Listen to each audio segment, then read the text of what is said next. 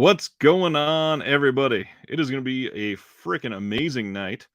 I have the wonderful honor to be able to introduce a close friend of mine. And I'm just going to bring him in now. We haven't even said hi because he was running a little late. Here is my friend, Jeremy Long. Jeremy, what's going on? Whoa! Okay, there we go. Hey, my face was way too close to the screen at first. Zoom in on the nose. Nobody wants that. How are we? Good, good. How are you doing? I'm excited for tonight too. Me too. It has been, first of all, we planned this like a month ago. So I've been literally counting down the days to this. I have been, well, yeah, and you know how big I am about the Oscars and stuff. I think, well, we both are, but Yep. It's been a little tough for me not to look for the last 2 days, and I did get at least one spoiler because somebody messaged me and said, "Beepity beep got nominated," and I was like, I had no defense system. You know what's great? Right out with the first thing. I told you I was on a conference call before this with somebody from another label, and literally they were like, "I'm so excited that this movie got a handful of nominations." And I was like, "Oh, this is the first spoiler, and I have something coming in literally 37 minutes." You almost made it. You were this close. Oh man. So let's see. Dave's here. What's going on? Dave, Dustin, Eric. Dave and Dustin. My friend John is here. He loves the Oscars. That's probably the main reason he's here. That's great. Dave, what's going on? Dave. I think I already said hi. John's here. Aloha. Gavin never shows up. That's cool. I'm glad Gavin's here. Hi, Gavin. Flickering. Hey. Let's see. Tad Ghostal. I think this is a new one. Hadley Doodly. How you doing? Kyle. This is my my brother from another mother. He lives here as well. I am stoked. And there's my other friend from another mother. There's Zach. You know Zach. Yeah, you're getting some good movies from him soon. Hell. The Cursed Kitty. How we doing? All right. So first off, obviously, somehow I didn't even see Skulder joined. Hey, Skulder. Tonight is awesome. So Oscar noms came out on Tuesday. Jeremy and I literally going into this mostly blind. I know like two or three. I literally know one film, and I don't even know what it got nominated for. I just know it got at least 2 nominations. But as you know, I am involved in the film industry, and I know the Academy, and I know the way they think as far as playing favorites and being completely biased. And so every year I make, and you know this because you saw them, I make predictions of what I think that they are going to nominate, and I've heard that I was very close with my wow. So we'll see if I was or not. Yep, I've already got your guesses open. We're going to look at those nominations after we look at the real ones tonight. Yeah. And of course, as we always do on Thursdays, the first thing that we absolutely have to do is break down all of the brand new releases that were announced for this coming week. So first off, I want to talk about, I don't know if you even do this because we've never talked about it. Target is having a buy two, get one free sale this entire week that ends Saturday evening. Jeff is here. Hey, Jeff. I will say a lot of their titles have, a lot of the ones that people were after, they sold out already, sadly. Yeah. But for anybody that's looking for some pretty decent discounts on movies that are maybe not so highly sought after, but they've been on like your wish list for a long time, this is pretty much the best time to grab those. Do you ever shop at the Target sales? I do, in fact, and I know usually Target is matching Amazon or vice versa when they do Amazon matches them. Yeah, which, by the way, big F you to Amazon. I don't even shop on Amazon. I don't even have an account, because I hate Jeff Bezos. But you also have the wonderful opportunity to go in person for physical media, which a lot of us don't. Yes, that's true too, which I treasure, and I spend all day at the physical media stores. So literally all day sometimes. But yeah, I do participate. I do like Target, and I do participate in this. I didn't this time because I've already spent a lot of money on a lot of other physical media this month. But I do love the buy two get one free Target sales. Yeah, it's pretty good stuff, and a lot of times pre-orders are not included, and I'm not sure if it still counts. But for those that were interested in the I can't remember the exact title, but the Arrow kind of a box set. It was only 2 titles. The one that just got announced like a week and a half ago, the Racketeers and Robbers, I think it was called, or Robbers and Racketeers, that was included in the buy two get one, and it was like $60. So if you had 2 other $60 titles, you would be getting a pre-order for literally $40 for something that will be $60 everywhere. Yeah. And that seemed to be a wanted title, so that one could sell out eventually. So to get a good, eventually out of print title for only $40 is pretty great. Yeah. Eric's here. What's going on? And Nerd, good to see ya. And all right, let's get into the actual announcements.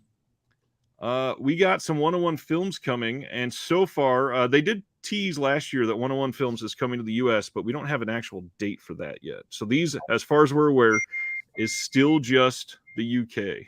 That's news to me, and it's very exciting. You should find the silence button on your phone. I'm just kidding.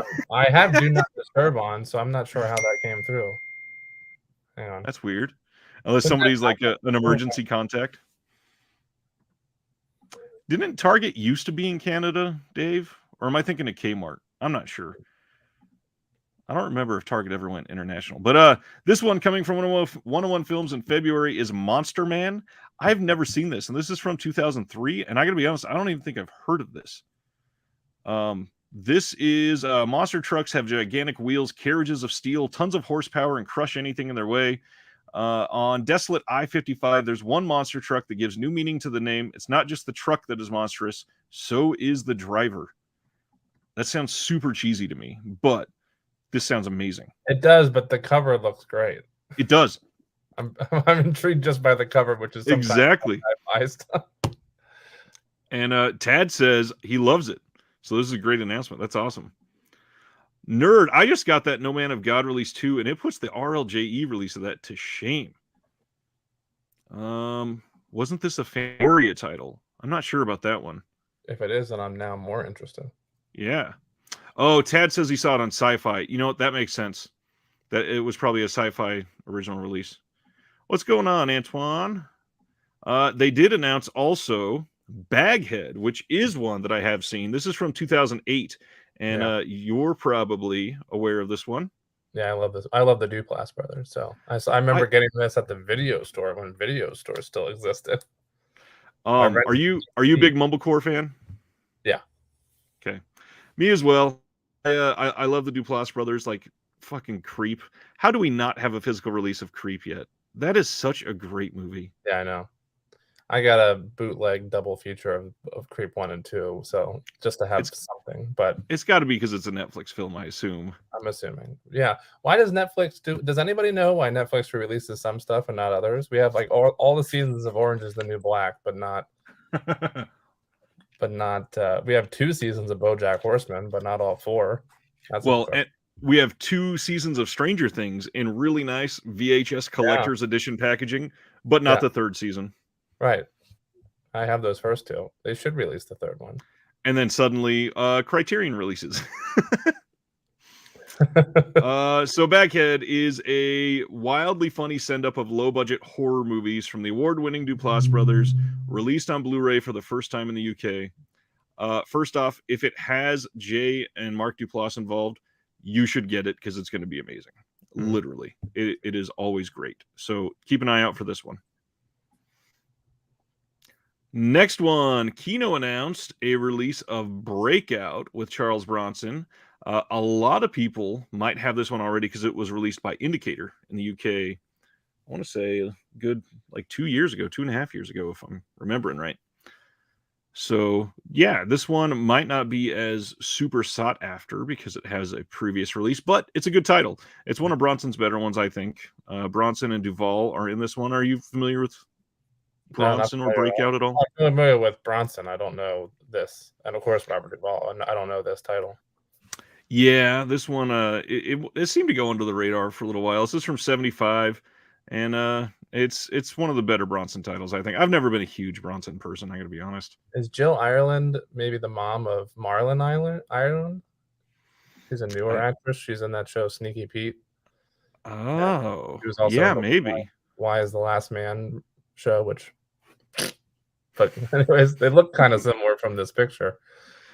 I love Jeff says Kino sure loves Bronson. And not only do they love Bronson, they love putting a slipcover on every title that has Bronson in it just because it has Bronson in it. Which Bronson and Clint Eastwood always have slipcovers from Kino. Exactly.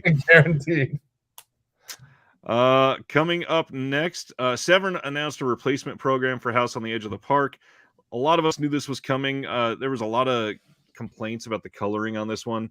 They said there was an export error which affected the color density of the feature.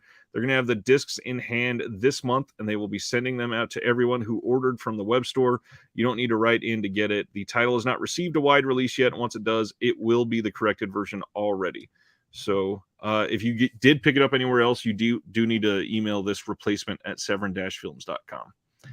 And again, I will highly stress, like we have previously on here, replacement discs are not a big deal. You're still getting what you paid for. It's not a big deal. Next up, Highball is coming from MVD. I think this is coming from the Marquee collection from MVD. This has a very interesting cast, but I don't think I've seen this one. This seems like it'd be a Jeremy film. Have you seen this one? I surprisingly have not. I saw you post about it the other day, and I was like, "What?" I immediately looked into it, so I'll probably be picking this up because the cast in this, dude. I've never seen Noah Baumbach act. Right. So we got Justine Bateman, Noah Baumbach, Peter Bogdanovich, Ali Sheedy, and Eric Stoltz. Yeah. I love Justine Bateman. Did you see her new movie that she just came out with? Which was that this year? Just came out like the beginning of January. Oh wow, no, I have not. Here, you keep talking. I'll look it up. Happily. So this says 1 year, 3 parties, 12 fools. Diane and Travis throw great parties. This year they are all throwing 3. A birthday bash for Felix, a Halloween masquerade, and a New Year's celebration. Whether it's the faulty pyrotechnics of a recovering magician, Travis's struggle to turn Diane's kitchen into a microbrewery, the imagination of Philip's Ethiopian son, Fletcher's attempt to bed a celebrity, or Diane's drunken attempt at seduction, something is always out of place, and someone is definitely going to get hurt. All-star ensemble cast, blah, we just named all of those. Shine in this hysterical indie comedy where tension is the prime mixer, served with a splash of laughs and a twist of mayhem. And this is from 97. I seem to really enjoy a lot of comedies from the end of the 90s, so I'll probably be looking at this one. Indie comedy, 90s, this cast. I'm in. That's ticking a lot of boxes. Yeah. That Justine Bateman, she wrote and directed it. It's called Violet, and it stars Olivia Munn and Justin Theroux. It just came out last month. I feel like I saw that trailer a few months ago, but I've not heard anything about that. It looks really good. I haven't seen it. They were doing a screening at the New Beverly, but it was and she was doing a Q&A, but it was literally the 1st of January. It was like an advanced screening, and I was still in Pennsylvania for the holidays, so I missed it. But it looks good. Interesting. Lissa just got an email about her 4K Flesh for Frankenstein replacement disc shipping. I didn't get mine in my monthly sub, so I got to send them an email to see if I was supposed to. I did, and I didn't even know. You did? That. Yeah. Nice. All of a sudden, I'm just opening up my monthly sub box, and I was like, "Oh, I didn't even know that even the replacement disc." Nerd noticed that he's watching The Dry, and Australian movies seem to have a thing about making you feel like you're in Australia with the wide camera shots. First off, if anybody has never branched out to Australian cinema, they have some incredible films. I've not posted them yet because I was waiting until tomorrow morning to post, but BFI announced all kinds of titles for the next few months, and they're putting out The Proposition. Have you ever seen The Proposition? It sounds familiar. It is one of the best Westerns of the last 20 years, first of all, but it is the rare... How I feel about Westerns. Right. I don't love Westerns either, but it is genuinely a great modern Western set in Australia, made by... Everybody there is all Australian, everything involved, and it is good, but BFI is putting it out on 4K even. Ray Winestone, Guy Pearce? Yep. I think I have... It looks very familiar. The cover 100% looks familiar. Maybe I didn't see it, though. There is a lot of Aussie films out there that many people just have never ventured into because they don't really get marketed well in the U.S. But I love me some exploitation, and whoever that was just mentioned The Dry, which actually was I enjoyed that one. That was just last year. Let's see. Eric Bana, I think, is the star. Yep. Yeah, he's been in so many Australian films. Brian says, I got to get the kids to bed, but wanted to see if my brain would explode by seeing you two live together. So far, so good. It's a big fan of Jeremy. So far, his brain did not explode because he typed that. So that's what he said. So far, so good. Phew. Dave says, has there been an email about Flesh for Frankenstein replacement? Only that we're supposed to get one. And Cohen, is BFI good quality? Not region free, but 4K, new commentary, and 80-page book intrigues me. Yes, BFI kind of markets themselves as like the UK Criterion on a lot of their items. They are great. Somebody has tried to FaceTime me. Is my audio still working? Yeah, your audio is still working right now. Okay, good. Good, Let's see. Yes, Waitress from Troma box set will have a replacement disc as well. I believe I posted about that. Maybe I did not. There's a Troma box set? Yes. Do I still have it? No, I must put it away. There is a sex comedy. Yes. Sex comedy box set from Troma. And they're like the kind of things that you would see in the 90s. And they're great titles. I would highly suggest picking it up. Oh, I know. I'm fully aware of Troma, and that sounds like a delight. I didn't know about that box set. That sounds great. So also coming from MVD, this one is coming June 21st. MVD Rewind is putting out Monday morning, has an alternate title of Class of Fear. And this is a super interesting, there was a story about this posted where basically that nobody is hardly anyone has seen this film. So they got the rights for this and had got a bunch of special features done.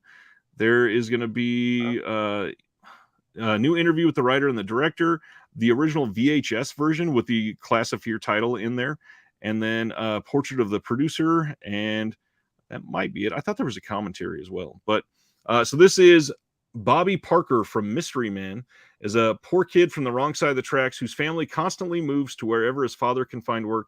He and his best friend Bill are new to Oceana High, and their presence is definitely not welcome. James Hedges, the student leader and son of the town mayor, cannot stand any outsider, and he especially doesn't like someone who doesn't know his place, like Bobby Parker. And then it just keeps going and going. It's like a teen drama, but it sounds like a really, really interesting one. I'll check it out. He must have had the smallest role in the world in Mystery Men, because I've seen that movie 8,000 times. Don't recognize the name at all. Well, they should, I hate when they do that. They advertise somebody for a movie that they had like a cameo in, that you're like, who were they in that?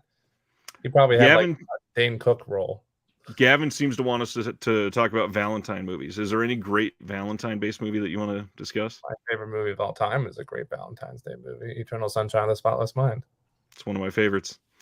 And that 4K we got an update about is supposed to be coming out, I believe, late summer. A 4K of Eternal? That was announced by Kino last year. Oh, Kino's putting it out? Yes, sir. That's interesting. I have this beautiful box set. They only released 300 of them. Who is that from? The Blue. Oh, interesting. But it has this beautiful artwork on it. Huh. And then it has like this beautiful artwork as well on the actual inside cover. Wow. I wish I had mine close. Have you ever seen the I think it was a German steelbook for that? No. You have I'll have to find it and send you a picture. Yeah. I've got a closet right now. It is amazing. The art they chose for is similar to that. Very, very colorful, very, very vibrant. I collect any version of this movie that exists, so definitely send that to me. My dear friend Kyle says top 3 favorite movies of all time. Nice choice. If I were to throw out a Valentine's movie, it is just a standard romantic comedy, but not one that gets talked about enough. And I don't even know if it genuinely mentions Valentine's Day. I love the Holiday with Jack Black and Jude Law. And I watched that one around Christmas time, but I guess it's a good Valentine's Day movie. That makes sense. And then Gavin says, what about Valentine's horror? I mean, obviously you got to go for My Bloody Valentine. Of course. Yeah. It also comes with like these cards inside. And then this one looks like the card that they get from Lunica. Nice. And it's also just like some of Jim Carrey's drawings from the movie. Oh, that's fantastic. Anyways, I would also, enough about that, but I would also recommend another one of my favorite films. It's like in my top 10, Punch Drunk Love. Punch Drunk Love is great. I just showed that to my wife like a year ago, and man, first of all, she claimed to be an Adam Sandler fan, and then I showed her that, and she was like, "Oh, Adam Sandler." Yeah, everybody talks about Uncut Gems and his performance in that, which is indeed great. But I'm like, yeah, but Punch Drunk Love. I haven't watched it in ages, but did you ever see Reign Over Me with him? I love him in Reign Over Me. Yeah, He was great. I I haven't think seen he it shows his since. acting chops in that. I think he shows his acting chops in Punch Drunk Love. I think he shows his acting chops in Meyerowitz Stories. Yep. Which everybody seems to forget about. And even Spanglish. Honestly, Click too. Yeah, Click is great. The one and only Michael H says, "What's up? Did I miss anything?" You missed everything, Michael, but we're glad you're here. Yeah, I'm leaving. Michael's here. See you later.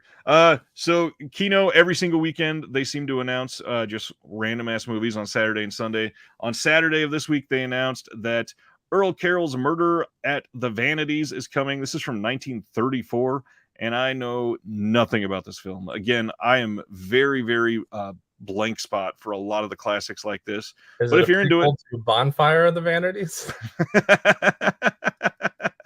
I would assume so.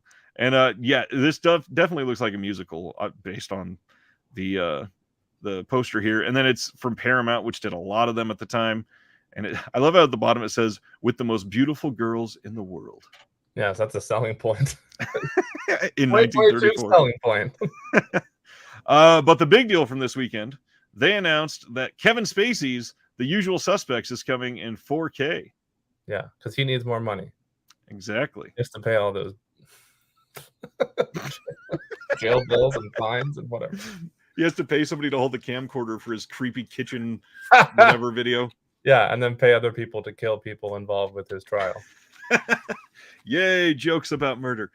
So obviously, this is genuinely a great, great film. It is. Unfortunately, it is really well done. Has a pretty damn amazing cast. Despite 2 people involved being canceled, it's still a great movie. And on the plus side, only 2. And one of them you don't even have to see during the film, so that's a good thing. Yeah. Let's see. Eric just rewatched License to Kill with an earlier Benicio del Toro role. Benicio del Toro is fucking great. Yeah. Like always. He makes Sicario. God, yes. He is so menacing. Yeah.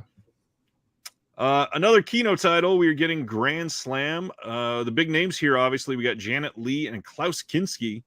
This one's from 1967. Often imitated but never surpassed, Grand Slam is a classic heist thriller starring screen greats Janet Leigh, Edward G. Robinson, and Klaus Kinski. I love heist films, so this immediately got my attention. I don't think I've seen this one.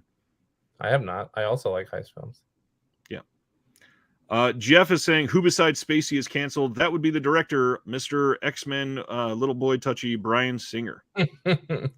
Yes, but out of the 2 canceled people in there, only one we have to see, like you said, but only one actually went to jail for his crimes. Sadly. Yeah. 2020. Yeah. Oh, okay. So this is where this week it got super interesting. Yeah, 88 Films every 90 days says, hey, we're going to suddenly announce everything that we're putting out for the next 4 months. And we got so many announcements in like 1 hour from these guys. So we're not going to go too deep into all of these, but I will try to share as much as I can. From what I hear, that if you see an age rating on one of these titles, it is likely a UK exclusive. But if you don't, it may be coming to the US as well. And so quite a few of these are possibly coming to the US. This one, however, guaranteed to not be coming to the US. This is a Species box set, and it does have Species 1, 2, 3, and Species The Awakening. That doesn't mean I'm not getting it. Oh, yeah, exactly. As the moment Orbit gets this, I got to get it. Yeah, same.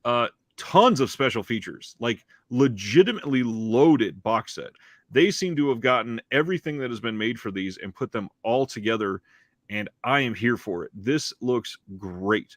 Fully stacked releases. You've seen at least 1 or 2 of these. Have you seen most of them? I think I've seen them all at some point. Yeah. Yeah. I love 88 Films. They're cheesy 90s or cheesy 80s horror box sets. I Know What You Did Last Summer and Urban Legends. Urban Legends. Didn't they just put one out before Species 2? What am I forgetting? Or am I wrong? Anaconda. That's right. Yeah. And Anaconda had been released previously, and then they re-released it with a better box. So the people that bought it the first time are like, do I need to buy it again? Because it's nicer now. Yeah. I gotta get both of those. I love their box sets. Next one. This one is Zeter. This came out, I believe, from Scorpion releasing in the US. This is also known as Revenge of the Dead. This is from 1983. This is from the director Pupi Avati, the one who did The House with Laughing Windows. And it combines the aesthetics and atmospherics of the giallo feature with those of the zombie movie in a slickly presented horror thriller. Have you seen this one? No. Zeter is legitimately good. Yeah. I would suggest watching Zeter. I like giallo, so I'm here for it. And the cool thing is, genuinely, it does feel like a giallo, and it brings in these random zombie things that just make it great. It's pretty creepy, very stylish, and the big thing, it's got commentary with Kim Newman, and Kim Newman is fucking brilliant. Awesome. Moving to the next one, we are getting a big one, Hero from 1997. This is from director and writer Corey Yuen. Comes this high-octane tale of criminal gangs, betrayal, and greed. We got... this is not the one that they announced features for. Okay, so yeah, this is coming from 97. This is a pretty great title. This is this fabulous remake of Che Chang's classic The Boxer from Shantung from the legendary Shaw Brothers Studios is given a 90s makeover chock full with stunts, fights, and awe-inspiring action sequences. Does that mean no features, or they just haven't announced yet? I don't think they've announced it yet because this one is coming in May. We'll probably find out about that. Well, 88 Films is odd that way. We'll probably find out in like early May or late April. Hey, Amazon's getting these next week, but here's what's going to be on the disc, even though you've ordered them 3 weeks ago. Let's see. John says, in high school, I took a date to Species 2 and all that sex, she hated it. Well, then she's not worth it. Exactly. You're better off. Skolder says, felt like 88 got pissed that some titles got leaked and they went announcement rampage of their own. I bet a part of that is true, but they definitely do this a couple times a year, and they're odd. We had this discussion last time they did it because they don't ever just do random monthly announcements when they say this is coming in March and it's 3 months away, so let's talk about it now. They release everything all at once, and I don't get it because, you know, the other big announcement channel will go and leak everything that they find trawling through the Amazon links out there. Next up, this one, as you'll notice, does not have the logo, and this one is confirmed to be coming to the US. This is Human Lanterns, and possibly my most anticipated title of this entire drop. So listen to this. This speaks to everything I love. Though featuring the Shaw Brothers' custom brand of martial arts mayhem, Human Lanterns also taps into the early 80s craze for the American slasher film and the earlier Hammer horrors by providing a grisly take on the serial killer feature in an inimitable Hong Kong style. When an unbalanced craftsman decides to get revenge on two kung fu masters by creating special lanterns constructed from the human skin of their dead relatives, all hell breaks loose in this gruesome tale of bloody retribution. And it says, taking its inspiration from movies like Psycho and real cases like Ed Gein, Human Lanterns is clearly not for the faint-hearted with its over-the-top gore and sadistic qualities, but this slice of darker than dark fantasy still manages to be both wonderfully horrible and impressively entertaining. But it's well, first of all, it sounds great. It sounds unlike anything else that exists. Another phenomenal cover, and when it says not for the faint of heart, I mean it's 1982. Let's be real. True, but it is one of these titles that has not gotten a lot of distribution, and oh my god, this first of all, the copy on this, bravo, well done, sounds great. But the cover, I mean, this cover sells itself. Oh yeah, it's such a great cover. But yeah, I remember when I was young, my dad and I finally found a copy of the movie that he said when he was my age, which at the time I was like maybe 12, scared him to death, which was some movie called The Screaming Skull. I don't know if you've seen that one. Yep. I still have it, the DVD that we bought. We found it somewhere. And wow, I mean, what a snooze fest. Now, I think Scream Factory put it out, if that helps. Oh, did they? Yep. I mean, I appreciate it for its history as far as its place in horror, but I mean, it wasn't scary at all. So that just makes me laugh when 70s and 80s movies say "not for the faint of heart." Sardis, we didn't start early. Thursday nights always starts at 8:30. And I love Gavin says O and then M and then G. Oh, he's excited. Put those Thursday nards away, Gavin. Yeah, that's all my fault. Next one, Violent City, another Charles Bronson film. This is coming out on May 16th, 1970. And obviously, you can see the age logo here. This is going to be Region B locked because Kino has already announced this is coming to Region A. So at least you get a choice there. And it'll have a slipcover. Of course, it'll have a slipcover.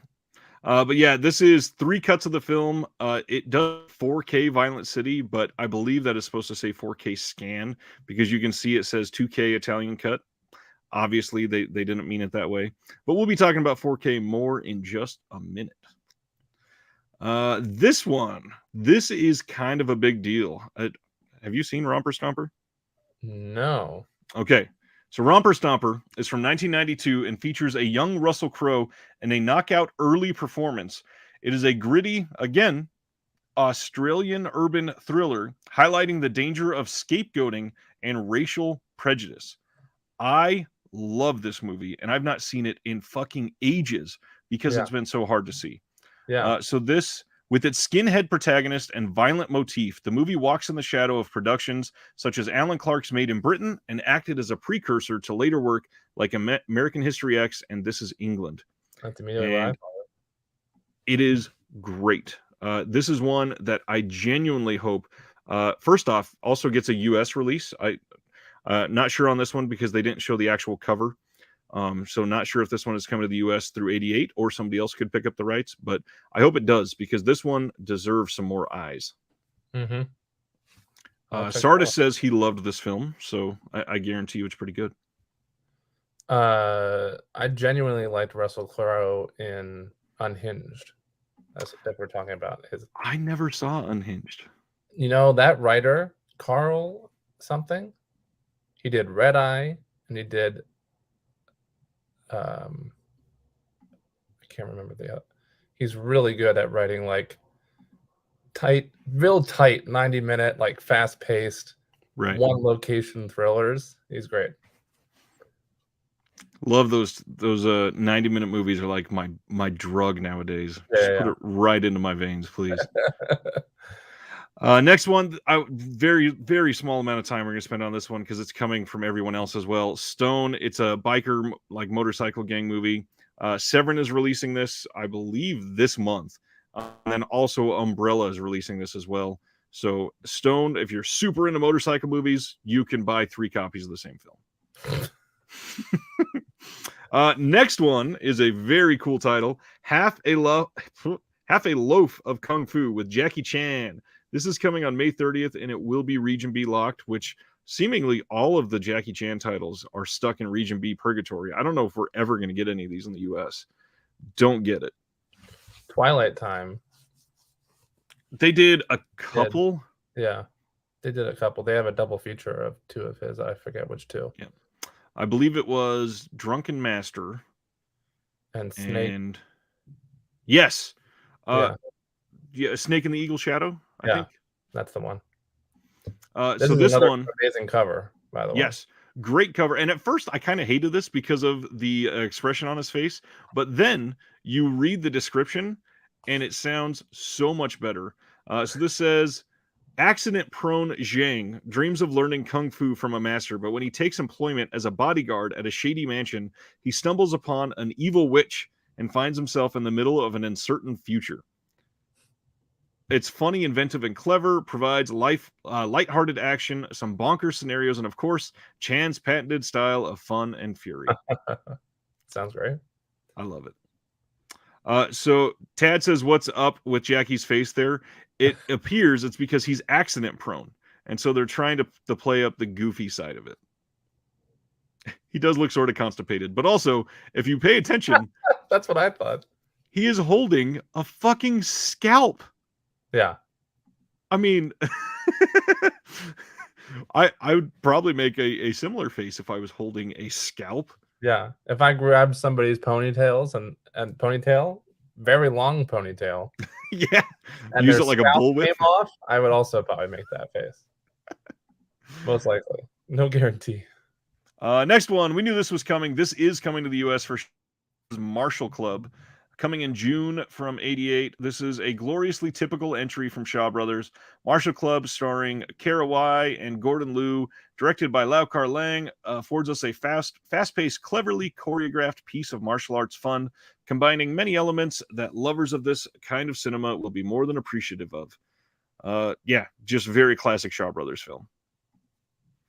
Next up, another one I won't spend a lot of time on because I've never seen this and I know nothing about it. Do you know Zone Troopers? I don't. Nothing. So this is from 1985, and to me, I saw this cover and immediately went, "Oh, Starship Troopers," but 20 years earlier. Yeah. It says when a World War II American military. What's that? They're like, let's just replace the first word. They didn't even rename the whole title. They're just like, change Starship to Zone, and What if it was Star Zone Troopers? When a World War II American military patrol gets lost behind enemy lines in Italy and stumbles upon a crashed alien spacecraft, that makes sense, they quickly come to realize they must join forces with the surviving extraterrestrials if they are to defeat a Nazi crack team who are hell-bent on using alien technology to win the war. So to kill the Nazis, they team up with aliens. Sounds great. Yeah. I'm here for it. Mardi Gras Massacre is coming in the UK from 88 Films. This is not announced yet, but also coming from Severin Films in the US. So if you are wanting a US version of this that is not the old Code Red scan, there is a better one coming. Okay. I'll leave it at that, and we'll be spending more time with that. I believe they are announcing that on March 1st. This one is kind of a big deal. So this is Killer Meteors, and this is a big deal because it has Jimmy Wang Yu and Jackie Chan in it. I believe this is the only film that they were ever in together. Known as Killer Meteors, local hero Mai Jing He is invincible due to his secret weapon. However, when his services are sought by another powerful figure, Hua Wu Bin, he finds himself drawn into the deadliest challenge of his life. Excuse me. John says video nasty. I believe Mardi Gras Massacre was, and that's the one that they've been teasing. That makes sense. Flickering says that Zone Troopers was an Empire Picture release. I did not know that. Was that in that big Empire Pictures box set? One of the better ones. Interesting. And yeah, Sardis, that was the other first thing I thought of, that the UFOs and that, they look just like the War of the Worlds. Next up, a big one. The Seventh Curse is coming in the UK, and to me, they didn't confirm this or anything, but this almost looks like it's going to be one of the hard box releases with the book and everything. And the art, it definitely looks like it would lend well to that, but the side here, it doesn't look like a slipcover. It looks like the spine of a box. But it doesn't have the 88 on the side either. Correct. And it does say Deluxe Collector's Edition. That's the other thing that clued me into that. Yeah. So this is starring Chow Yun-fat. The Seventh Curse is a curious entry from Golden Harvest, the legendary production company which had previously brought us the Stone Cold Bruce Lee classics, Way of the Dragon, Fist of Fury, and Enter the Dragon. When Dr. Yoon attempts to rescue a girl about to be sacrificed by the Worm Tribe in the middle of a Thailand jungle, he is damned with 7 blood curses. Though he finds a temporary antidote, this will only last a year, and he must return to the jungle to find a permanent cure. I'm sold. Also, another amazing cover. Really, really great. I really love that cover.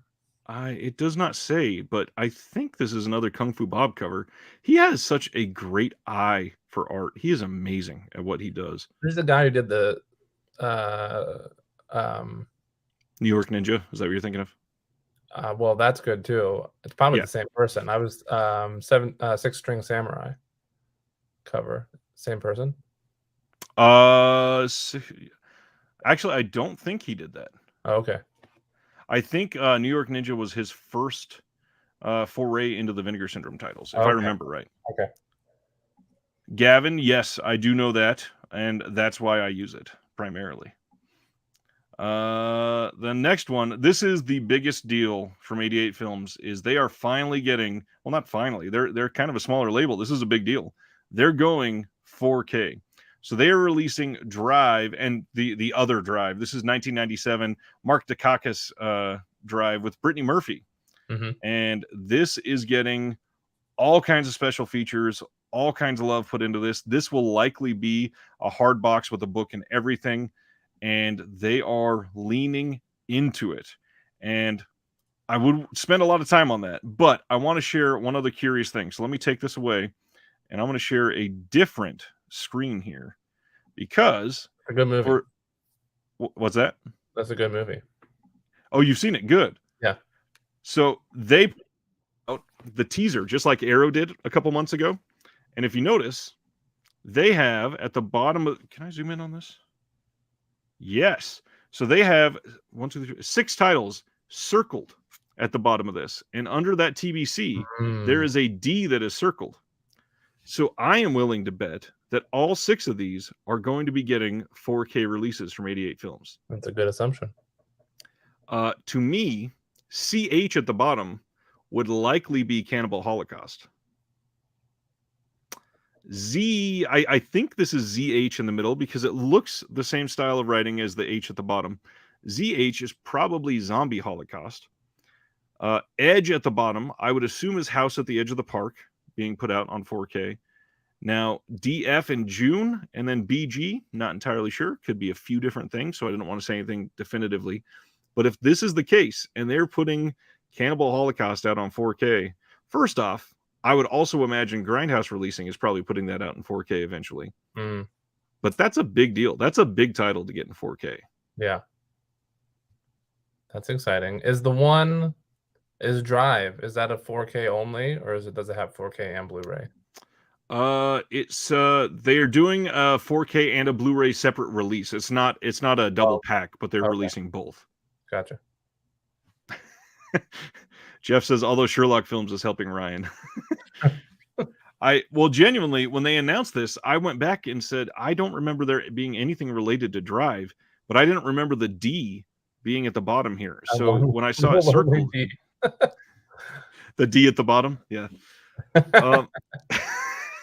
When I saw this, that's the title of my new autobiography out in May. Out in May in a deluxe box set with the book and everything. Yeah, so to me, that screams like it pretty much has to be 4K for those 6 titles. Yeah. But, I mean, that's a big win for the format. I'm stoked that even smaller labels are able to do that, and they're willing to do that, because as most of us know that have, heard rumblings from some of these labels, 4K releases are not cheap. They are very, very expensive. Yeah. So, stoked on that. But, because they announced that, MVD followed up that night and said, hey, we put this out for the MVD Rewind last year, and just so you're aware, we will also be releasing our first 4K, and it will be Drive. They did go on to say that they will not be making this part of the MVD Rewind line. That way people don't feel like they have to upgrade if they're collecting everything from that collection. And it will, not be... I think they even said there won't be any new special features. So the only bump is going to be the 4K disc in it. But it's kind of a cool move to come out and get ahead of it. So if people are planning on buying the MVD Rewind, they don't need to if they don't want to yet. I don't know much about this one, but I wanted to bring it. Golden Ninja Video, friend of the channel, Justin DeClue, is putting out Duel on the River from 2021. A maniac in a boat terrorizes innocent kayakers on the Detroit River. This sounds awesome. First off, with that little snippet there, I feel like there's a lot that they could do with that. Yeah. But to support Golden Ninja Video, this is one that I really hope people go out and dive into, because all of his stuff is just great. It's a 2021 movie. It just came out last year. It is. And when he was on the channel earlier last year, he had mentioned that there are some titles that just they get made and they don't get any distribution.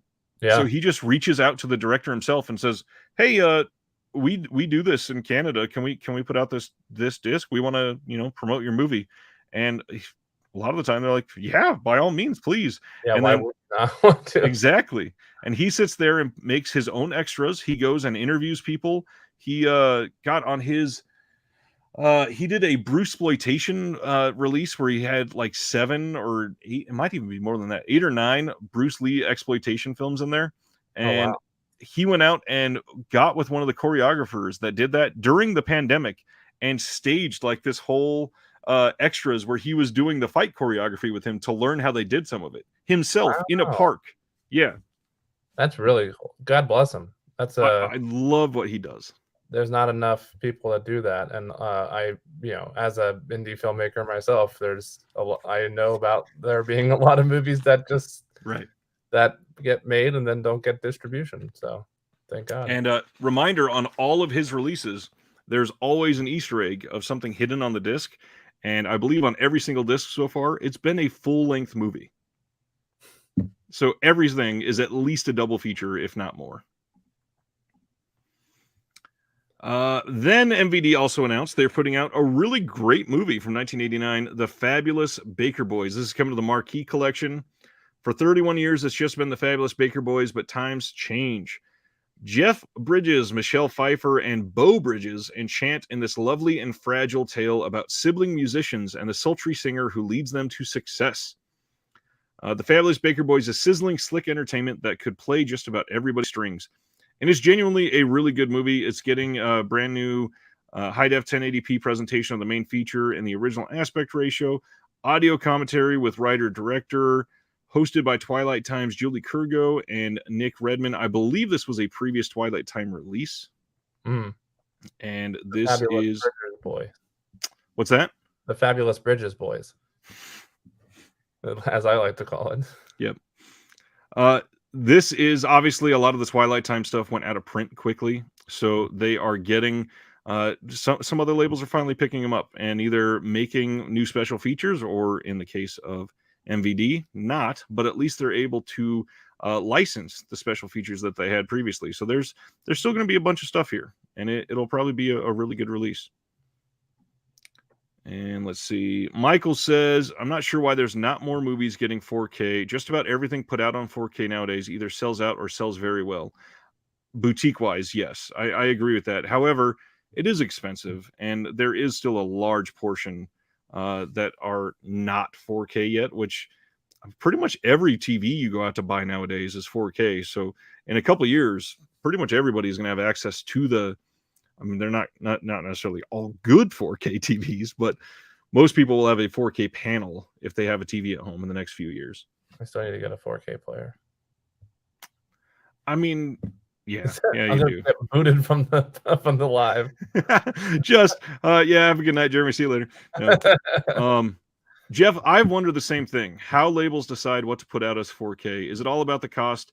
Not only that, but is it even gonna be enough to sell? And will people view it as worthy of a 4K upgrade, which is hilarious to me. I put out a video last year that, I mean, genuinely, I think pretty much every movie can benefit from 4K. Even some stuff shot on video. If you do enough with the HDR, you can make it worth it. I'm glad they're not doing it, because shot on video really doesn't need it. But Shout Factory is also having a sale right this moment. They call it their annual Love is in the Scare sale. They're saying this year we're doing the Monster Mash with all things of ghosts, zombies, vampires, and werewolves. And the sale ends on Valentine's Day at 11:59 p.m. Pacific. Did you get anything from this one? I think I had everything, or at least everything I wanted from it already. So yeah, it seems like a lot of the prices were good. They're just still not great sale prices, and that's kind of just classic Shout Factory. And the thing about these kinds of sales, especially with Shout or Scream, is that if you're a slipcover guy like me, let the hate flow in, then you're most likely not going to get the slip when you order from these sales. So yes, it's better prices, but then you have to find that slip separately. If you're looking for some of the older titles, it is better just to find them from somebody who's selling them with slip and then pay the higher price than try and get them separately. Well, and the hard part, you said they are better prices. For people that shop at Amazon, for some cases, it's not. Yeah. Amazon is still cheaper on some of these day-to-day prices. So it's hard. Like, they still need to make a profit so that they can put out movies. And I get that and I support that. But I mean, come on. If you want to have a sale and you want a lot of people to buy from it, they should be a little more discounted. Scream will always hold a special place. It was my first foray into collecting, aside from Criterion. I started with Criterion, then went to Shout and Scream, and then It's a good upgrade. finally made way into, within the last couple of years, all the Arrow and Vinegar Syndrome and 88 films and all the stuff we're talking about now. But those are a lot more recent for me. Right. Yeah, I agree with that. Kino announced one that I think is really cool, actually. Maria Montez and John Hall, featuring 3 films: White Savage, Gypsy Wildcat, and Sudan. All 3 have brand new 2K masters. If I remember right, I seem to remember seeing a couple other Maria Montez titles, and I seem to love them. I might need to look into this one. Dave says he ordered The Fog and the Vampire Lovers. You can't have a carpenter without a hammer. Nice. That's a good pun. Scolder says, well, 4K's best sales week was when they had 14% stake in home video sales, so they have a long way to go. I think that is also kind of short-sighted. When we're talking about full home video sales, we're not talking about boutiques. We're talking about, people that are buying, do I have it here? We're talking about people who are buying Encanto live in person at Walmart or Best Buy. And yes, I bought it in 4K, but how many people are there? And their kid goes, it's Maribel. I need that one. And they say, oh, well, the DVD is 20 and the 4K is 28. Why would I buy the 4K? Mm-hmm. And when you're capturing that data, of course. But if you just limit it to boutiques, you're going to see that a lot more people are buying the 4Ks than you think, I think. I'm shocked this one is getting a slipcover. I got to be honest. It seems like Kino is doing that for almost everything nowadays. Next up, kind of a trashy film. SRS Cinema is doing one of their low-budget horror films, The Shroud, from 2022. The gore-filled The Shroud will tentatively come out on limited edition Blu-ray in March, and then in wide release on DVD and VOD later in the year. I know nothing about this because it's brand new, and this is probably going to be the first time the film has been seen. Wow. For those of you that have seen or are interested in seeing Nightmare Alley, you can pre-order the 4K Steelbook right now from Best Buy. And Jeremy, you want to tell us anything about Nightmare Alley?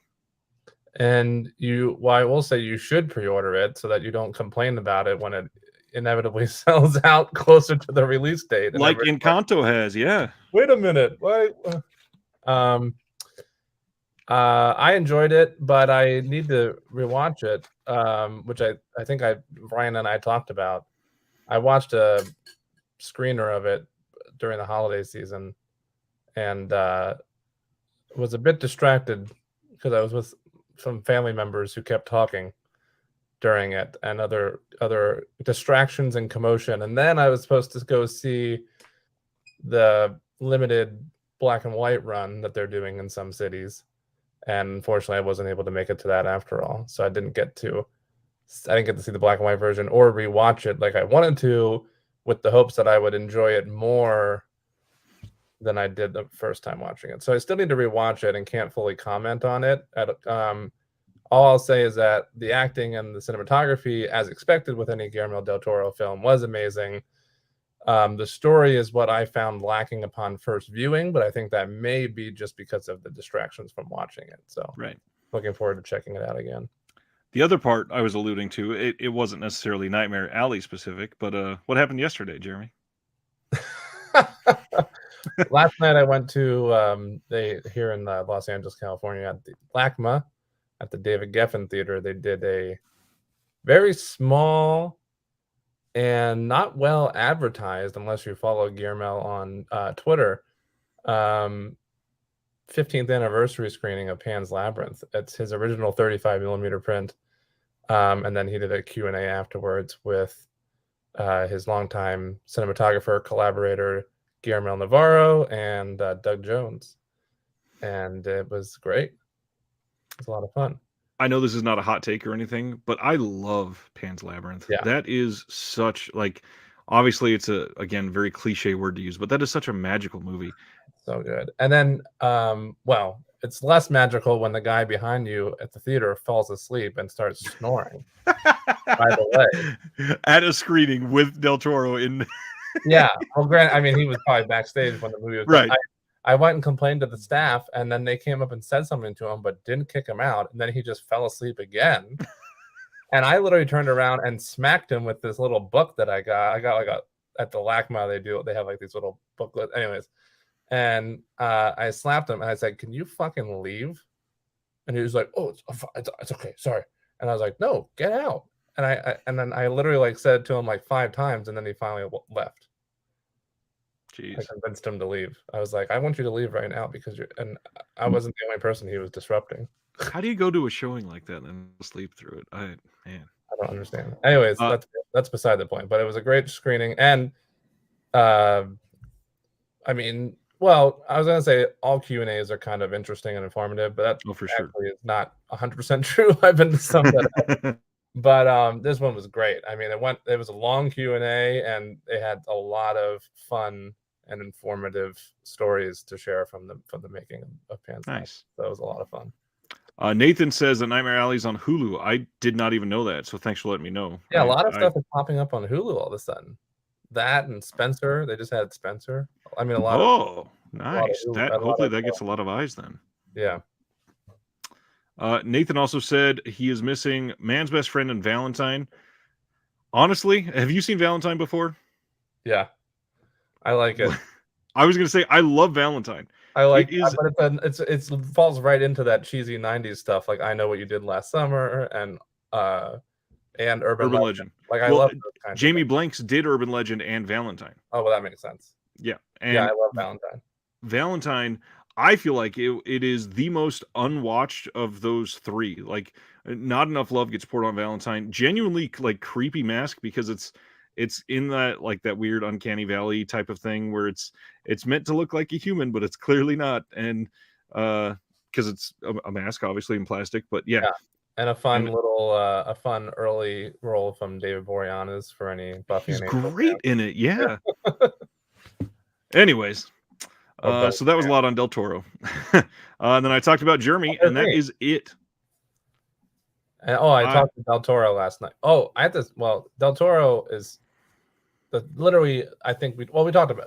I think we literally talked about this the last time I was on the show with you and Flip. But hands down, like just the most genuine, down to earth, friendly guy. He's just like he never does not have time for people. No matter no matter how many people like want to talk to him after Q&As or anything, he sticks around, and he's so friendly. That's awesome. For that, we normally share what is coming out next week in case anybody missed that. So, running through them, what the heck? Did I? Oh, that's something from the Target sale, and I closed the wrong tab. Interesting. Let me pull that up just a second. I apologize. I am so unprepared. Time to vamp for 3 minutes. Did I? Could you see me okay, or should I turn on my overhead light? No, you're good. I didn't even realize till now. Now that we're halfway through the broadcast. Yeah, just turn it off. You're fine. Okay, here it is. You sound like my ex-girlfriend. All right, that's perfect. So here it is. Next week we have the Super Boutique Eternals from. I'm just kidding. Looper is coming out in 4K. That's kind of a underground, kind of underseen film. I don't love Looper, but it's there. The Howling. I like Looper. Is coming out on 4K, which I happened to just get in today. Oh, I'm going to that Joe Dante signing that they're having. Nice. There was another one. Was it Alligator? Oh yeah, I think they are. Yeah. Yeah, and the last time I checked, for anybody that saw this, I think it was 2 shows ago, there was a Dark Delicacies signing announced for the Howling that Joe Dante is going to be doing a signing for, and it was open for autographs, even if you're going to be ordering it from afar, not attending, and then they shut that down to only the attending. Last I checked for this new one, there was still some open for those not attending. So if you're interested in things like that, they're not that expensive. Like I think the Howling 4K, if you lived afar, was $35, which is literally how much it costs from screen. Yeah, I was gonna say, I think it's the cost of the movie. So if you're gonna get it anyways. And you get it autographed personally by Joe Dante, which is amazing. Yeah. I already told you having him autograph my Small Soldiers VHS. Which is fantastic. We are getting Chippendales Rescue Rangers on Blu-ray, the entire series, and I got to be honest, I have that pre-ordered through the Target sale. We're getting Love Affair from Criterion, The Three Musketeers from Warner Archive, Euro Trip, a film I love, Nick of Time, rather good and not very seen. No, I like Nick of Time. Good. Yeah, Nick of Time. Yes, and really, really choose that movie up. Yeah. Dude is asking, have I mentioned the Full Moon Valentine sale yet? I'm still reluctant to buy the 2-launch chest, even at half price. I have not, and this is going to be kind of shitty of me. I genuinely don't promote Full Moon all that much because they're usually kind of low quality, and a lot of people complain about their Blu-ray, so I don't want people to complain that I'm shilling low quality things. On top of that, Charles Band is kind of just known for being like a huckster. He gets people to give him money and then kind of screws people over. But yes, if you are going to buy from Full Moon, now is the best time to buy from them. Their Blu-rays are literally like half off. You can get a lot of stuff that's brand new for like $10. So it is the best time if you want it. Lipstick from Scream Factory is out. We are getting Remo Williams from Kino with a slipcover. Hey Arnold, the movie, Kids in the Hall Brain Candy, which supposedly is not going to be a great version. It's supposed to be in the wrong aspect ratio or something. I have not looked too much into it because I already had it pre-ordered anyway because I love that. Yeah, me too. 200 Cigarettes is one that was vastly underseen. That's going to be coming out. Murphy's Law, another Charles Bronson slipcover. Did you see Spontaneous from 2020? It literally is my second favorite film of 2020. It's the sleep. In my opinion, it's the sleeper hit of 2020. Nobody saw it. I love the writer, and this is his directorial debut as well. He did. Why can't I think of his name? Do you know his name? I don't remember his name offhand, but he also wrote Underwater. Yeah, he did Underwater. He did The Babysitter 1 and 2. He did a couple other ones that he did Jane Got a Gun, and with Natalie Portman. In 2020 he had like 3 movies come out. He did. He had Underwater, Spontaneous, and what was the other one? Was very mainstream. Can't remember the title of it, but what I was going to say, Ryan Duffield is his name. Yep. And the one we're missing, Love and Monsters, which I also that's it.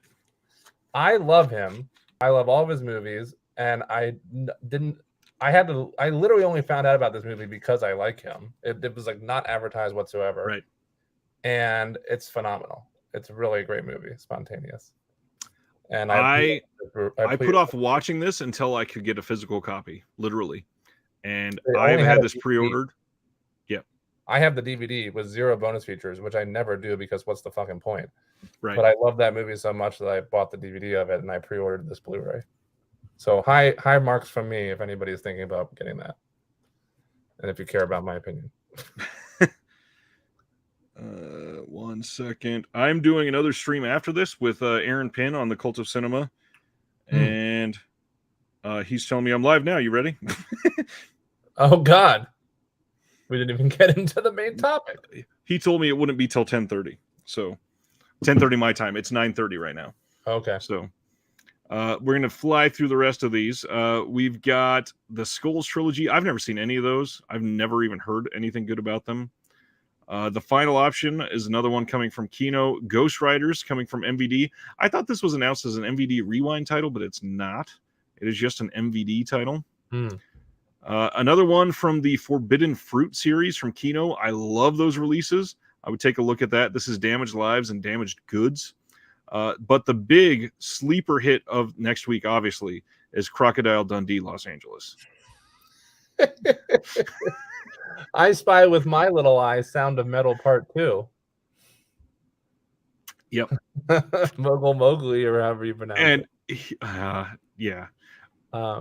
I don't understand it. Cosmic Dawn sounded really good to me. If anybody has seen that yet, let me know what you think. That's coming from Kino, I believe. I like that title. Or I mean, I like the title and the cover.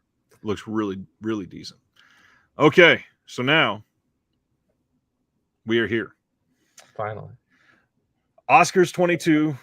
Oscars of 2022 nominations. We have not looked at any of these yet. Skolder, man, this pissed me off too. Euro Trip got switched from the unrated, uncut version to the theatrical cut on the Blue release. So why are they even putting it out anymore? Exactly. Dude says, I totally get that, but have to say their Transfers Blu-ray from Full Moon was unbelievably awesome. Unfortunately, can't say that for a lot of their other releases. Amen to that. So let me share this other screen, and we're going to go category by category to see what was nominated for this year. And we're also going to, at the end of this, talk about Jeremy loved from 2022 because he watched probably everything that's been nominated. Yeah, I make a point of doing that. Okay, actor in a lead role is first. I'll be able to log on to my Facebook after this broadcast. I'm going to try not to scroll down to another category as we look through these. So first off, let me zoom in a little bit so we can make these a little bigger. That's what she said. That's the title of my other autobiography coming out in June. So we have Javier Bardem for Being the Ricardos. I've not seen that one. Benedict Cumberbatch for The Power of the Dog, Andrew Garfield, Tick, Tick, Boom, Will Smith, King Richard, and Denzel for The Tragedy of Macbeth. Have you seen all those? I have seen one of these. Power of the Dog? The Power of the Dog, yeah. I've seen all of them, of course.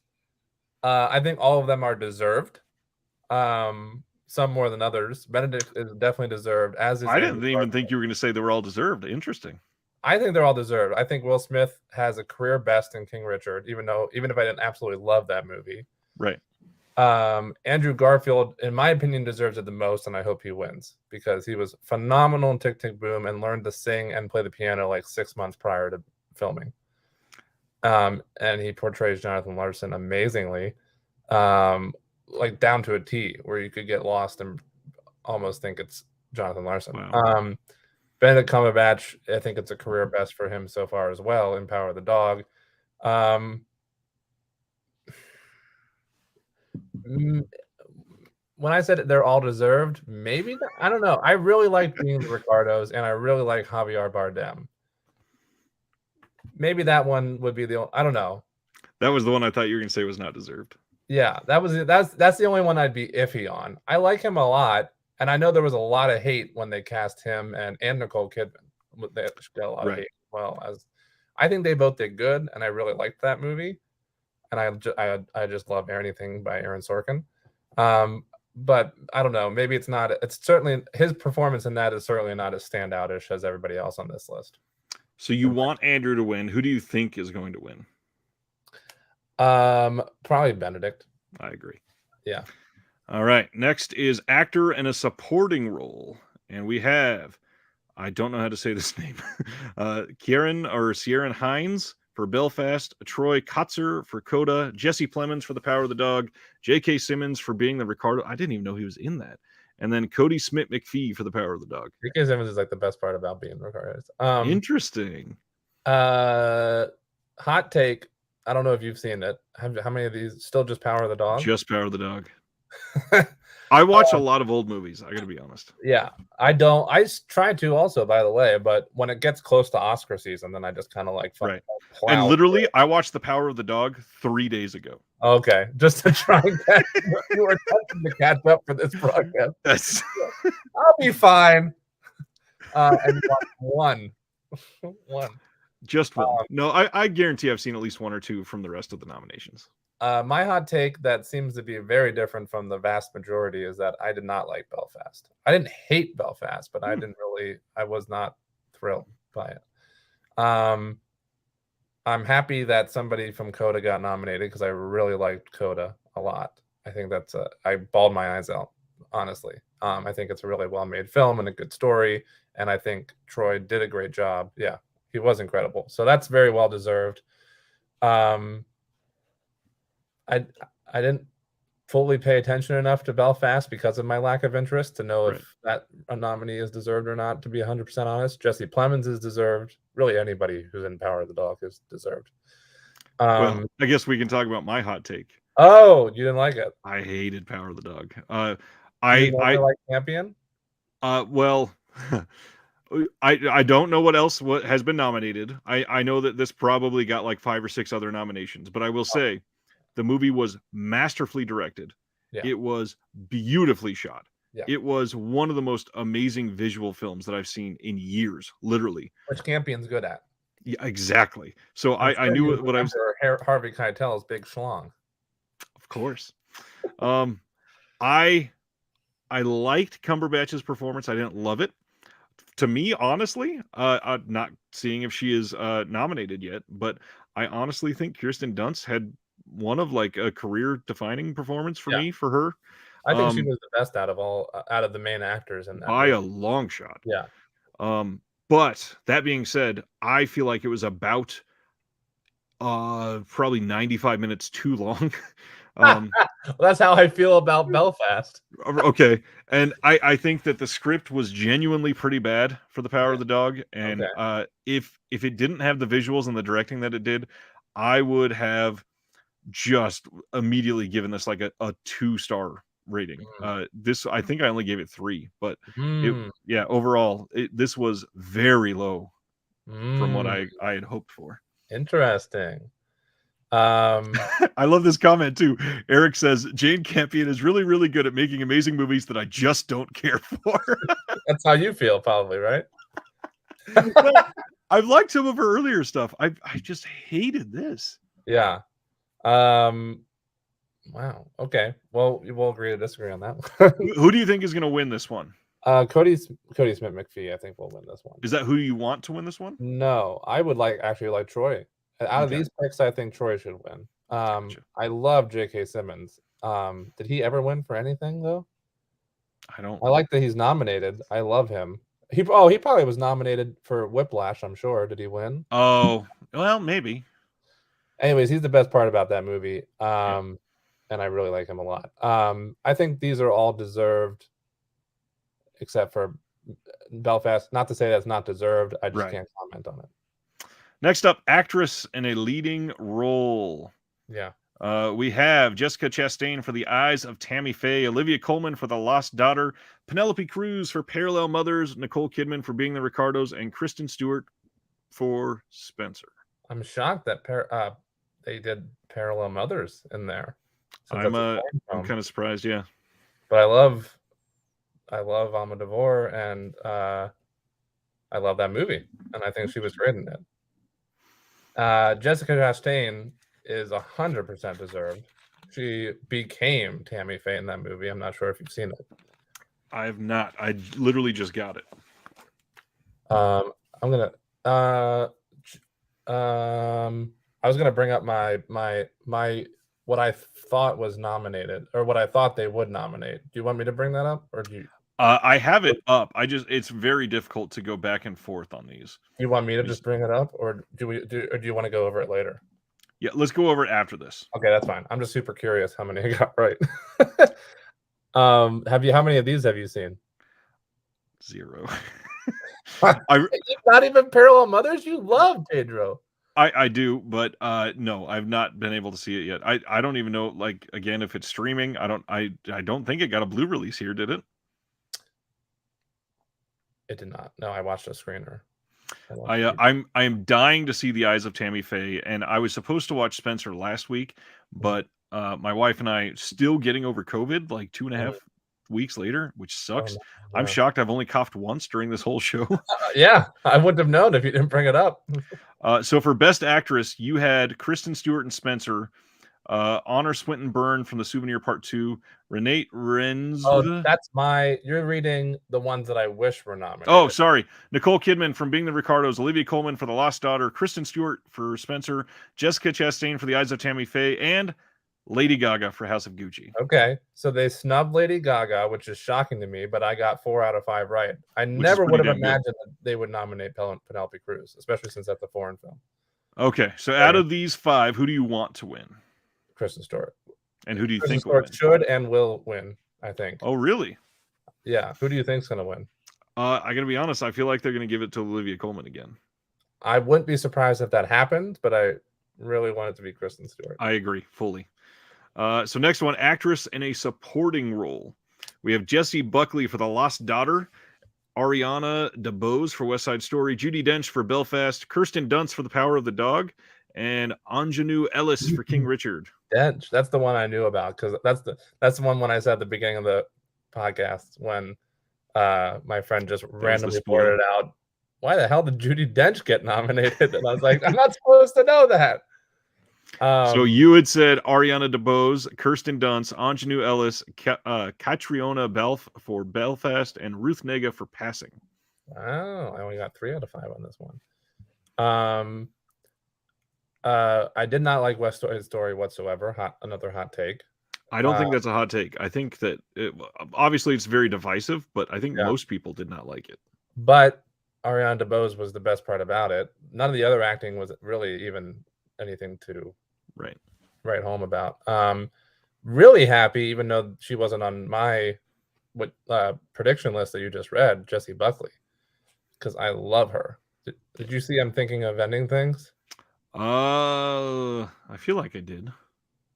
Yeah, Buckley was phenomenal in this, and she's always good. I love her. I'm Thinking of Ending Things is it was Charlie Kaufman, who's like my favorite writer of all time. Right. He did Eternal Sunshine. I'm not going to comment on Belfast. I do think Ariana DeBose's nomination is deserving. Obviously, we already talked about Kristen Dunst, very deserving. Ingenue Ellis, I also think is deserving, and Jessie Buckley is very deserving. This would be a toss-up for me between Kirsten Dunst and Jessie Buckley. I think that's a pretty close tie. Who do you think will win?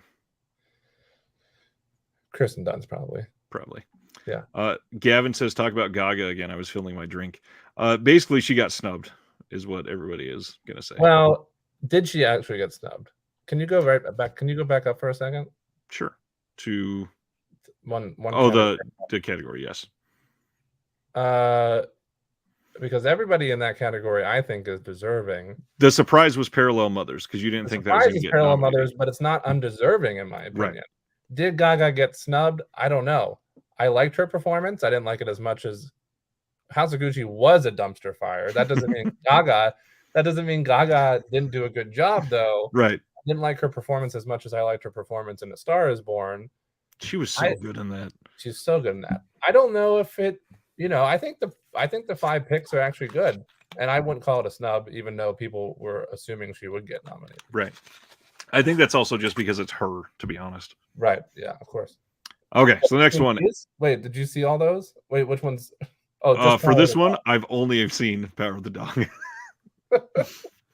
Next one, animated feature film. So we have Encanto, Flea, Luca, The Mitchells versus the Machines, and Raya and the Last Dragon. Thank God Mitchells versus the Machines was on there. So first off, I've seen 4 out of 5 because I have a 7-year-old and a 5-year-old. Yeah, I knew that this one would be the one. Oh, man. So first off, I am shocked Mitchells versus the Machines got a nom here. Really? I'm not saying it's not deserving. I didn't think that they were going to pay attention to it because it was released so long ago. I was hoping to God it would.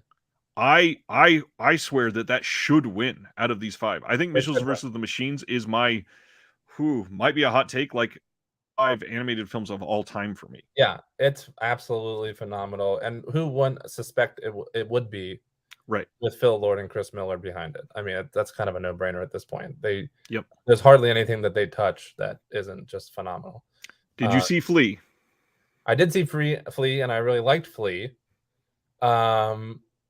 It seems out of place here because even though it is an animated movie, it doesn't fit in with the rest. But I mean, that's but it was very good, and it's a great documentary.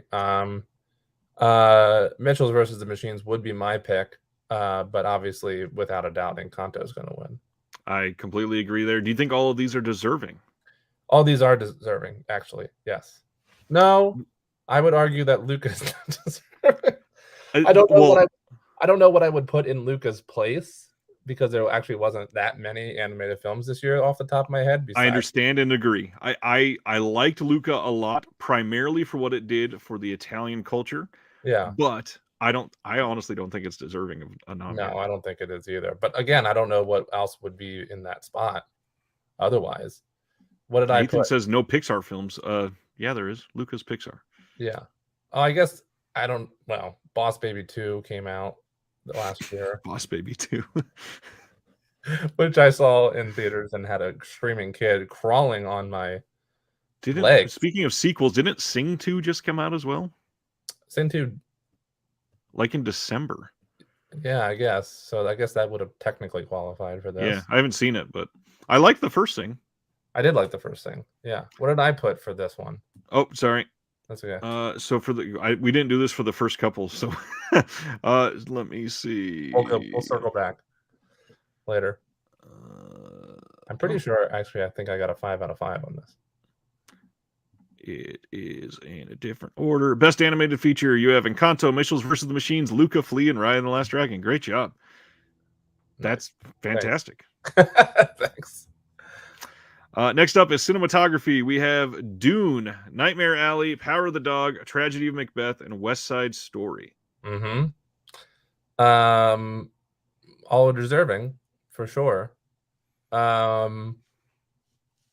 Honestly, the cinematography was probably, you would say the cinematography is the best part of Power of the Dog, which it might actually be. Cinematography is definitely, for me, the best part of West Side Story and Tragedy of Macbeth, both of which I wasn't a huge fan of. Did you see which one? Just Power of the Dog? Yep, that's it. My vote would be to Power of the Dog, and I think that's probably gonna win also. What do you think? So you had Dune, The Power of the Dog, Tragedy of Macbeth, Belfast, and West Side Story.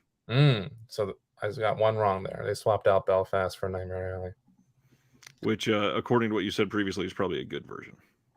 Yeah, I would say that's definitely a fair. Yeah, not that the cinematography wasn't also good in Belfast, even if I didn't like the movie as a whole, but I think Nightmare Alley is a better pick for sure. That's good.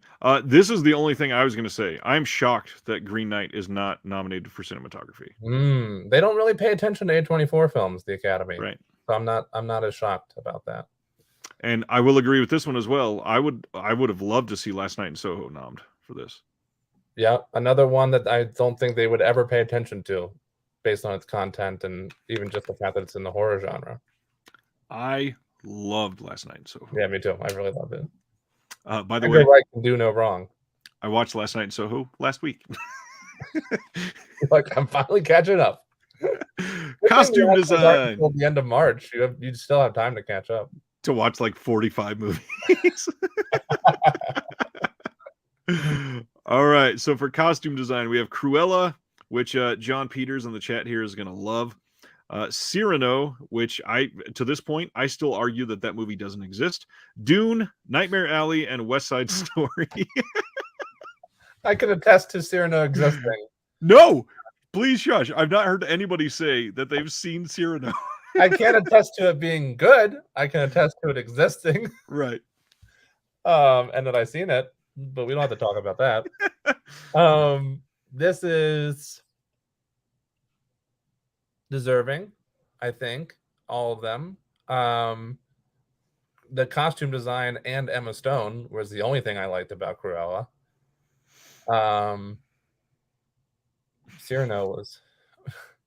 Look, at least Cruella is a beautifully designed costume movie, just a dumb plot. Yeah, I mean, it is. This is a great question. Has a documentary ever been nominated for cinematography? No. I wouldn't think so. Is it? Was there a documentary in there? No. No, I don't think so. I don't think that has. Would it be? Has there ever been a documentary that has? I will try to Google away. I mean, I don't think there's ever been a documentary that I can think of that would have cinematography worthy of. Usually, most of the time, it's mostly, it's talking heads and with some intertwined footage. Of course, the only thing here is has a documentary been nominated for Best Picture? I apologize for this. I really have to use the restroom. If you could fill some dead air for about 2 minutes. I am happy to feel some dead air. So let me pull that away for the moment. And normally myself instead of Jeremy. So I normally do pickups, and just a handful I want to talk about this week. I already showed it, but the Howling 4K, from what I hear, this is a pretty decent release from Scream Factory. Just got this in the mail today. And Kanto Steelbook, loved this movie.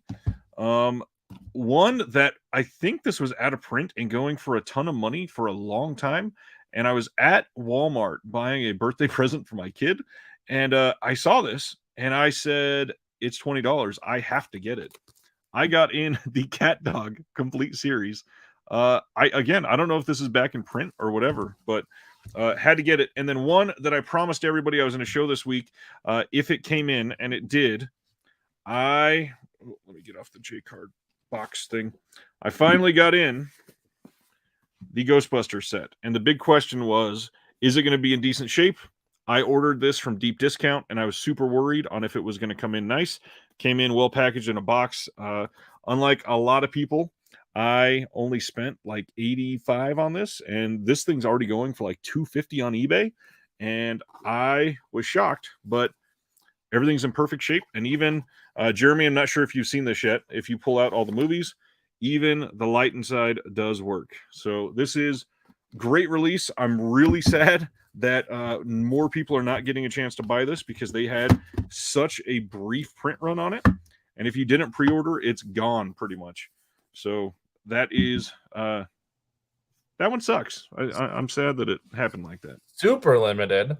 Thankfully, as soon as I heard it was announced, I got it. Nice. Also, and it's beautiful. Mine came in perfect condition, believe it or not, as well. I ordered it from Best Buy, I believe. Love it. I love that green. I think it's beautiful packaging. I know it's just cardboard, but I think it's really creative. It's done very well. Done really well. What was the $20? I overheard you saying something about $20. You're gonna laugh at this. I got in Cat Dog the complete series. This was out of print forever. Is it really out of print? It was for a long time, and I found it at Walmart. I don't know if it's not sure if it's back in print, but it was going for a long time. I love that show. That's my childhood. Okay, so we went over costume design. Oh, and your picks for this one were Cruella, Dune, House of Gucci, West Side Story, and Spencer. Oh, so I got 2 wrong on this one. Okay, well, 3 out of 5. Ooh, here we go. One of the big ones. Directing. We have Kenneth Branagh for Belfast. Whoa. Ryusuke Hamaguchi for Drive My Car. That's the shock of the night right there. Paul Thomas Anderson for Licorice Pizza. That's not not at all. Power of the Dog, Jane Campion, and then West Side Story, Steven Spielberg. Gosh, they got squeeze Spielberg in there. They had to, yeah. Like Spielberg, okay, whatever. Wow, that I am shocked Drive My Car got that nomination. By the way, Drive My Car, I'm guessing you haven't seen that. Phenomenal. Yeah. The two, I mean, there was not that this isn't the case every year probably, but there was a lot of phenomenal foreign films last year. Odd random like, hey, here's a fun fact, but in my call just before this I found out Drive My Car got into 150 theaters this year, and it now holds the record for the most theaters showing a movie that's 3+ hours. Wow, that's a big deal. It's a really long movie, and I can definitely see why people will be turned off by it. Oh yeah, I loved it. That and The Worst Person in the World are in my top 5 of last year. Also, Hotel Transylvania. That could have been nominated for Best Animated. I love that it's so bad Sandler didn't even join that one. I think it's the 4th one. It is the 4th one. Okay. Petite Maman, Parallel Mothers. A lot of good foreign films last year. Oh yeah. That's I'm happy about it, but that's a real shock that Drive My Car. I think everything's deserving in this category except maybe Spielberg, just because I didn't like that, and I think that's just because he's a name that he got nominated. So Jeremy's picks were Jane Campion for Power of the Dog, Denis Villeneuve for Dune, Kenneth Branagh, Steven Spielberg, and Paul Thomas Anderson. Yeah, so Denis is the only one. No, I didn't. Oh yeah, you're right. And they swapped out Dune for Drive My Car, which I'm surprised. I mean, I really like that they nominated Drive My Car. I'm surprised they didn't include Dune. That's a huge snub. That's a huge snub. I would rather see Dune up there than Spielberg. Oh, I think anybody would. Yeah, 100%. Okay, so who do you want to win from these 5? I kind of want to say Drive My Car just because of the anomaly of it all. I do think it's deserving. I think the fact that it even got nominated, and it does have beautiful. I'm gonna say Drive My Car. So I'm gonna say it. I think Who do Power you of the think Dog. will win? Power of the Dog. Yeah, I I think completely agree. I think Campion's a lock on that one. I think that they're going to sweep a lot of things this year. Yeah. Next up, documentary feature, and I gotta look. Yeah, I don't think I've seen any of these. I went to the premiere of Power of the Dog and the after party, and Campion and Kirsten Dunst got so drunk, and then we all danced on the dance floor with the DJ. It was a lot of fun. So we have Ascension, Attica, Flee, Summer of Soul, and Riding with Fire. Wow, I don't know. I think I was way off on this one with my. You had Summer of Soul, Flee, The Rescue, Procession, and Ascension. So they snubbed Hero. In my opinion, I think that should be on this list. I think Summer of Soul should. Yeah, I really like the Sparks Brothers doc too. I don't think that's standing a chance of being nominated though, because I don't either. It'd be fun doc, not serious at all. I think PTA is due. I think he's due, but I don't think he has a shot this year. I don't think he has a shot, and I don't think Licorice Pizza is his strongest movie. I think if he was going to win, it would have been for several other movies. Yeah. Even though I liked Licorice Pizza. I think in this category, Summer of Soul deserves it and will win, I think. Oh, interesting. I've not seen any of these. I've heard Summer of Soul is amazing. Yeah. I think that should and will win, I think. Did you choose for documentary short subject as well? I did, but I didn't actually watch any of them. I only chose from like what I heard buzz about, pretty much. So it was kind of a blind pick. Let me see if I can pull it up, because I don't even remember seeing that on here. Oh no, maybe I didn't. No, you're right. I did not. I don't think I did actually. I don't think I did. Nope. Shorts. Okay, so best documentary short subject. We have Audible, Lead Me Home, The Queen of Basketball, 3 Songs for Benazir, and When We Were Bullies. Yeah, I didn't see. I think what I got confused about was I did put them on my personal list, but then I didn't end up actually posting them. Anyway. Did you see any of these? No. I'm assuming you didn't. No. Film editing. Oh God! Don't Look Up, Dune, King Richard, The Power of the Dog, and Tick Tick Boom. I think I got 5 out of 5 on this one. Really? I think I did. So best film edit. Oh my God! Oh no, you did not. Uh, Power of the Dog, Dune, Belfast, Don't Look Up, and Licorice Pizza. Oh, only 3 out of 5. Wow. I think Power of the Dog will win. Who do you want to win? Tick Tick Boom. Tick Tick Boom. I really like that. Tick Tick Boom's great, and the editing is really good in it. What about Don't Look Up? I think Don't Look Up is worthy of this nom. Oh, really?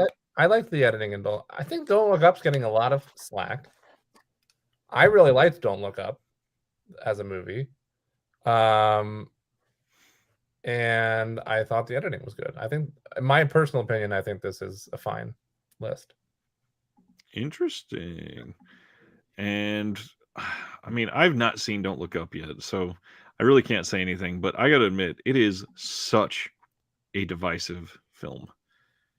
It is crazy. I would be...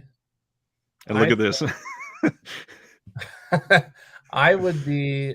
My personal take is that, since you haven't watched it yet, I'd be interested in seeing what you think after you watch it, because I think, personally...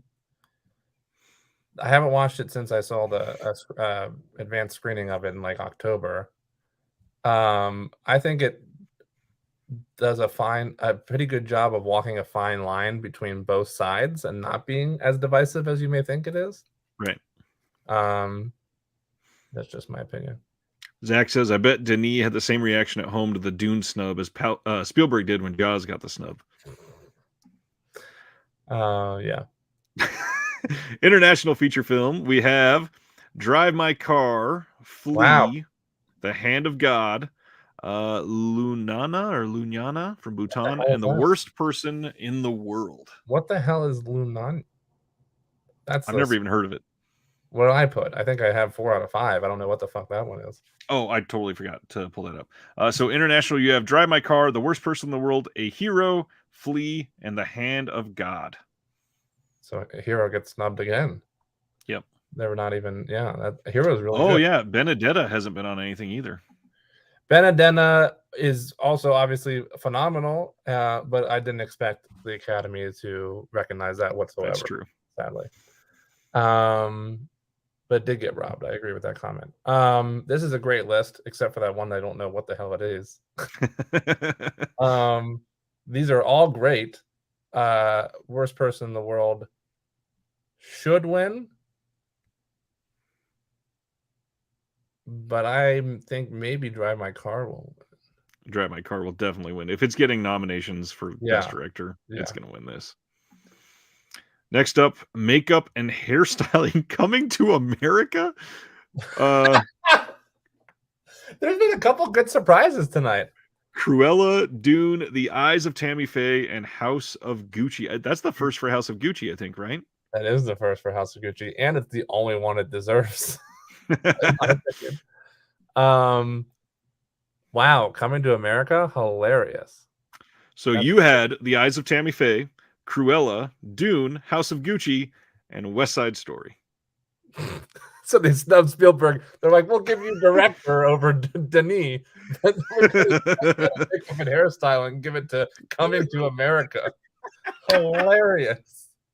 They're like, you can take some and lose some. I love my unbiased reaction the moment that came up. Coming to America. Yeah, you just blurted it out. There's some genuine surprises tonight, which I appreciate. Some for the best and some for the worst. This is terrible. A surprise. Judi Dench is a. That's true. I didn't even think of it from the broad scope of the fact that it is now an Oscar nominated film. Criterion Collection. They're due from their Amazon partnership. Judi Dench was a so surprise that I am indifferent about, I guess. Drive My Car is a pleasant surprise. This is a what? Flickering says he wanted Titan on the foreign noms. That's a good point. I'm wearing my Titan. Oh wow, that's awesome. I as you know, I try and dress to the theme, Brian. Me too. So I wore a Midsummer shirt. When we did our rankings of Nolan, I wore my Interstellar shirt. Titan is obviously phenomenal, and that's also on my top 10 list of last year. And I can't believe I didn't even mention that when we were going through the inner. Cohen says they needlessly made Jared Leto fat and bald just so House of Gucci could win something. I hope Jared Leto stays fat and bald and just moves to the desert and stops bothering us. Continues with his cult just. Okay, so I was one off on this one. I think Eyes of Tammy Faye really. I don't think that'll win. I think it deserves it. Dune. Well, I don't know. What do you think? I think Dune. I think Dune or Cruella will win this one. I think Dune will win it. I don't know. I think the makeup and hairstyling was phenomenal in the Eyes of Tammy Faye. It's remarkable how similar they looked. Have you seen these? I've seen Cruella. Okay. Next category. Next category. Music, original score. We have Don't Look Up, Dune, Encanto, Parallel Mothers. Wow. And The Power of the Dog. Holy God. I'm really shocked that they're wow. I mean, good. For the record, you had Power of the Dog, Dune, The French Dispatch, Don't Look Up, and Spencer. Okay, so I was pretty off on this category. What was that? I think that's 3 out of 5. Yeah. I have my friend really wants Hans Zimmer to win, as if he needs more awards. Parallel Mothers is another shot. I mean, wow. I'm genuinely happy that the Academy is acknowledging so many foreign films this year in other categories. Power of the Dog will and should win. I love any Johnny Greenwood score kind of automatically, and it's a beautiful score. Music original song. We have Be Alive from King Richard, Dos Oreguitas from Encanto, Down to Joy from Belfast, No Time to Die from No Time to Die, and Somehow You Do from 4 Good Days. They snubbed Ariana Grande and Don't Look Up. What the shit is 4 Good Days? I don't even think I've heard of that. 4 Good Days is a really terrible movie with Mila Kunis and Glenn Close. It wasn't terrible, but it's like a 2 out of 5. What in the hell?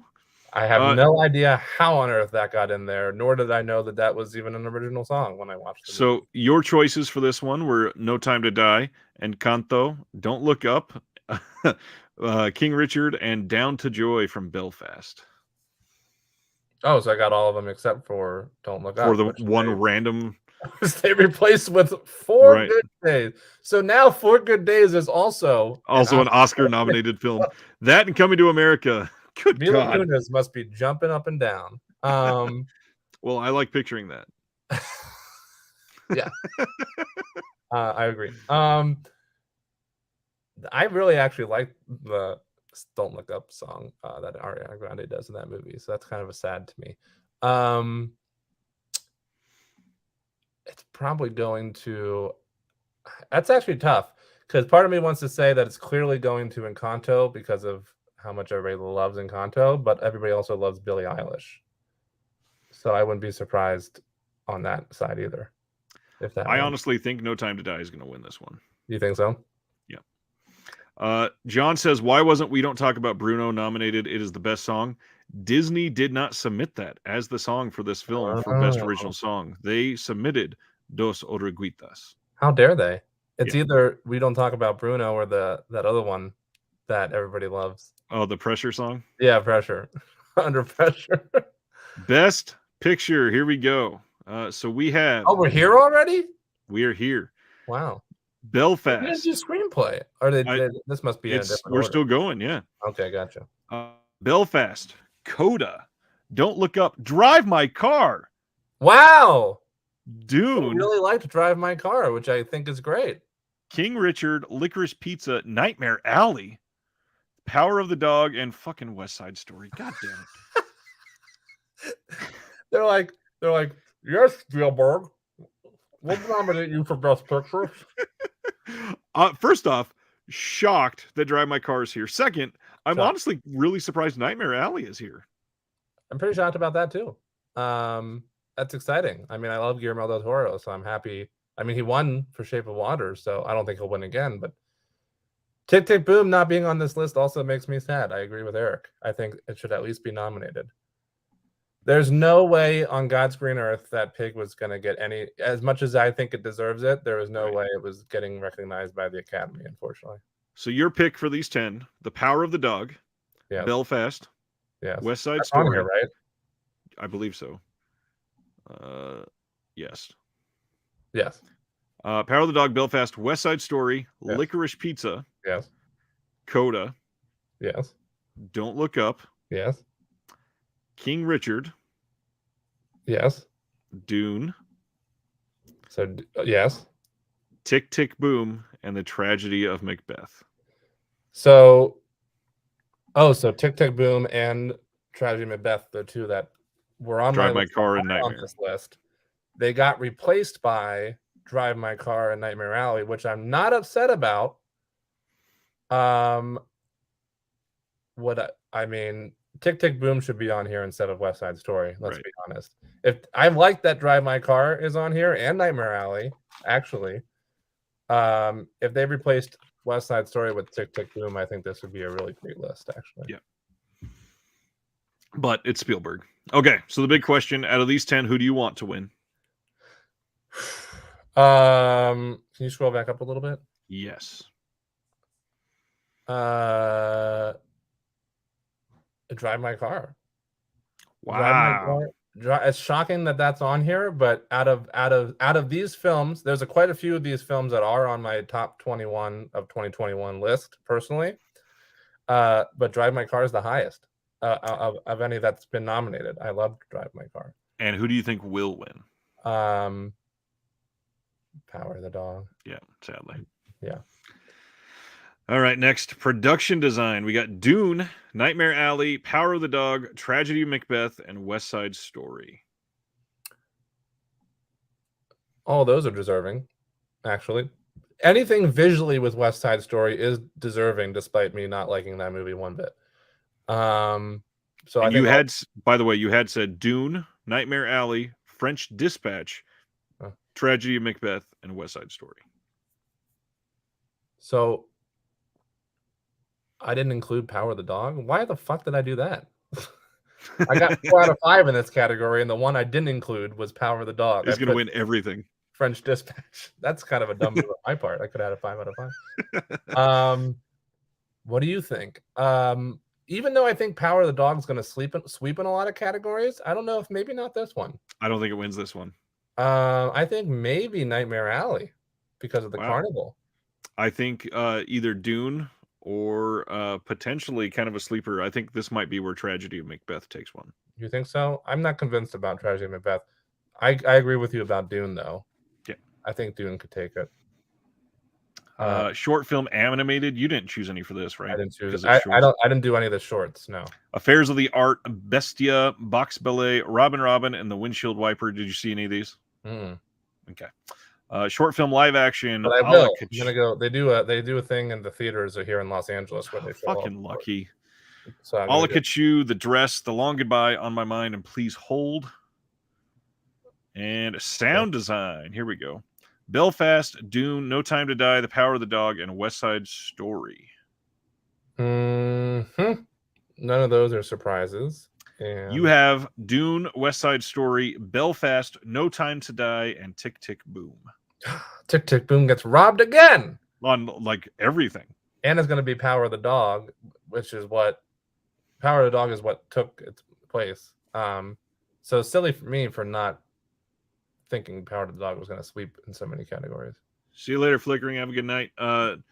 Honest question, is King the guy's first name? I believe this is talking about King Richard. I've not seen the film yet. King's not his first name. King is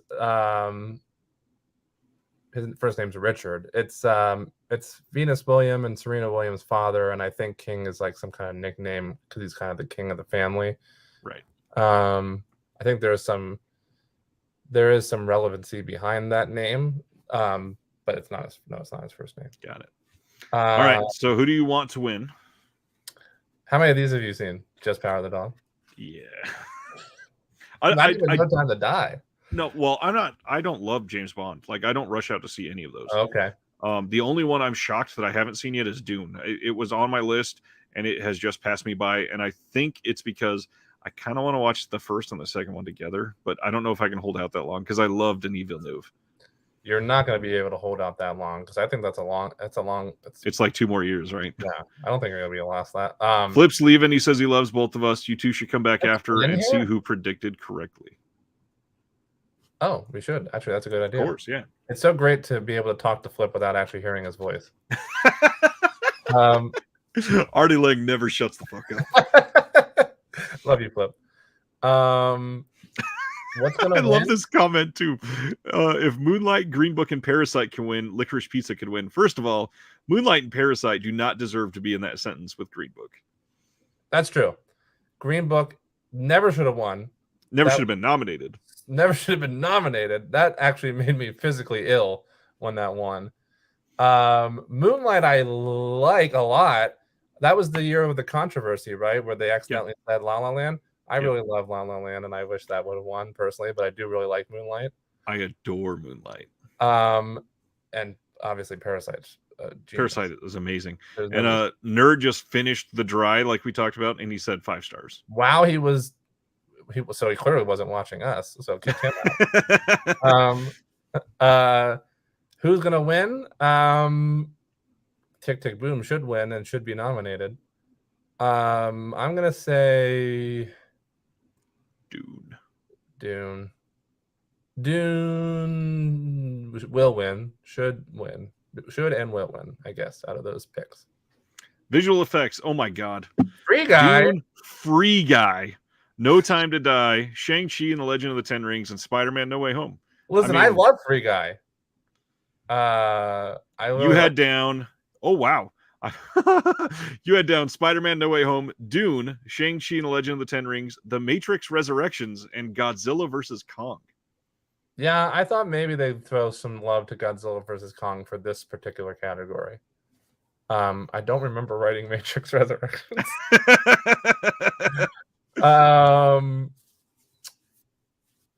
Free Guy's a really interesting choice. I really love that movie, actually. Do I think it needs to get nominated for an Oscar? No.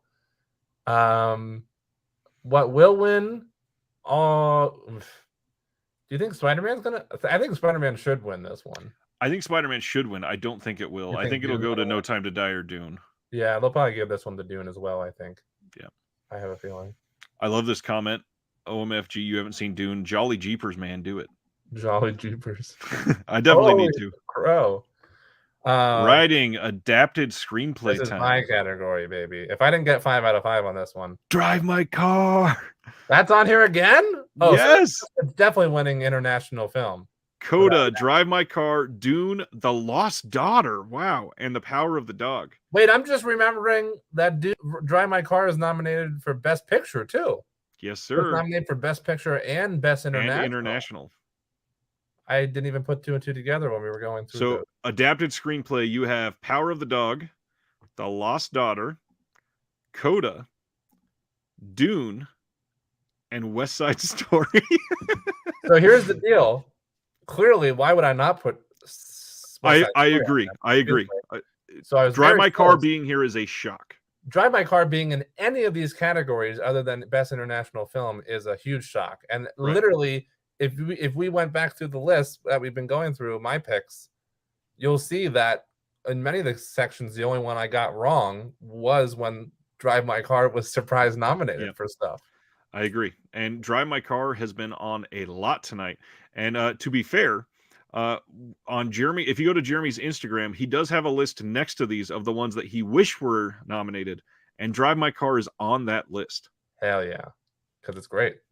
Yeah, if anybody's interested in that, you can go to my Instagram. It's just my name at Jeremy Long. And I did put side by side with each category which ones I wish were nominated for that same category. Right. As what I think is most deserving, personally. So what do you think, or what do you want to win out of these? Drive My Car. What do you think will win? Power of the Dog. Sadly, I agree. Okay. Writing for an original screenplay. Is this? Oh, this is the last one. Belfast, Don't Look Up, King Richard, Licorice Pizza, and The Worst Person in the World. Wow. So I for foreign film love this year, I gotta be honest. For your expectations, you have Licorice Pizza, Belfast, Don't Look Up, King Richard, and Being the Ricardos. Right. So literally in almost every category where there's a foreign film nominated, that's the one I got wrong. Because shocking. I never possibly would have imagined that the Academy would have done this. The Worst Person in the World is brilliant. I watched it as a screener, but I really wanted to see it in theaters, which I'm going to be able to get the chance to do Saturday.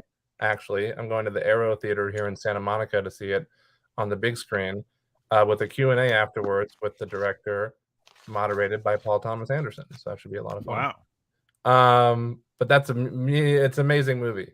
It deserves this nomination and this win, hands down, in my book. So what do I want to win? Worst Person in the World. I'm happy it got nominated, even if I didn't predict it. What will win? This might be the one where Paul Thomas Anderson wins. I actually wouldn't be surprised if he takes this one. I completely agree. This is exactly where I thought I would see a win for that. Yeah. Yeah. I think he might take this one. But Worst Person in the World. Does Paul Thomas Anderson deserve a writing award? Writing Oscar? Yes. Licorice Pizza is not his best. Right. And Worst Person in the World is a far superior movie to Licorice Pizza. Yeah.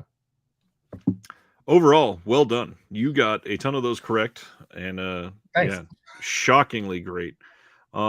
That was a lot of fun to go in blind to that and see some of those. Yeah, some of those randomly socks pulled up. were really genuine. I was not expecting. Coming to America.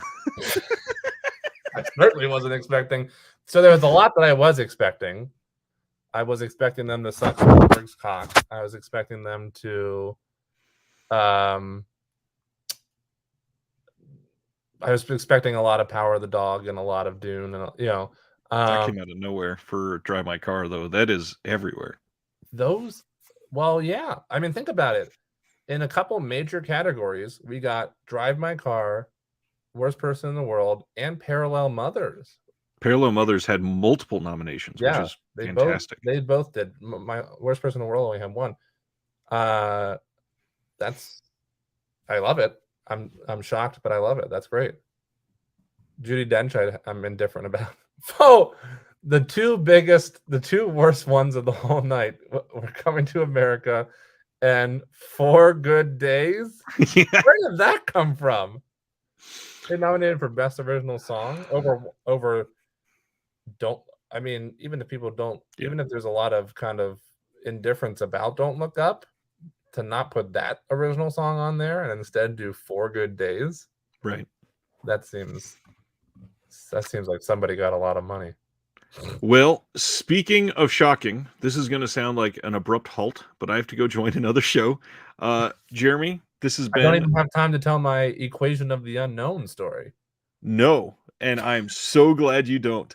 We will share that next time. You can't let me forget to tell that on one of your shows, because everybody needs to know what a terrible friend you are. We got to do that on one of the Thursday shows, so it's not super awkward for Flip. Or, I'm just kidding. We'll do it. We'll do it on a Thursday show. That way, everybody can ridicule me. But Dave, we're not commenting on the Razzies because they are ridiculous and they shouldn't exist. It is a piece of shit thing. Just period. We are here, and we're happy you were here, Jeremy. Thank you for being here tonight. Everybody, there is a whole bunch of stuff coming up on the channel. Pay attention to that. I, again, still recovering from COVID, but it is mostly gone now. So take a look. There might be something up tomorrow. In the meantime, from one collector to all of you, I appreciate you all hanging out and giving up your Thursdays. We'll see you next week. Have a good one. Thanks, guys. Thanks for having me.